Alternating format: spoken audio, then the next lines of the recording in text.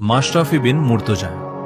নামটি শুনলেই চোখের সামনে ভেসে ওঠে সেই চেনা চিত্র, হাতে বল, চোখে মুখে জেদ আর লাল সবুজের জার্সি, যাকে আমরা ভালোবেসে ডাকি নড়াইল এক্সপ্রেস। মাশরাফি কেবল একজন বোলার নন, তিনি বাংলাদেশ ক্রিকেটের পরিবর্তনের এক রূপকার।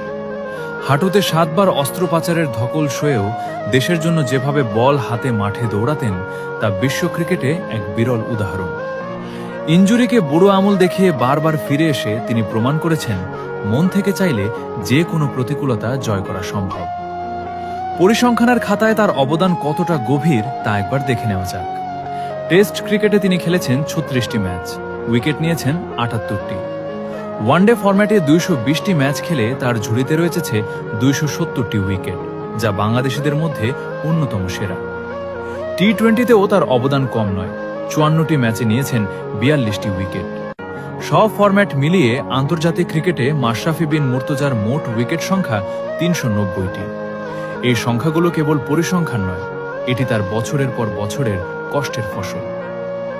মাশরাফি মানেই এক নতুন বাংলাদেশ। অধিনায়ক হিসেবে তিনি দলের মধ্যে যে উইনিং মেন্টালিটি বা জেতার মানসিকতা তৈরি করেছিলেন, তাই আজ আমাদের বড় বড় জয়ের ভিত্তি।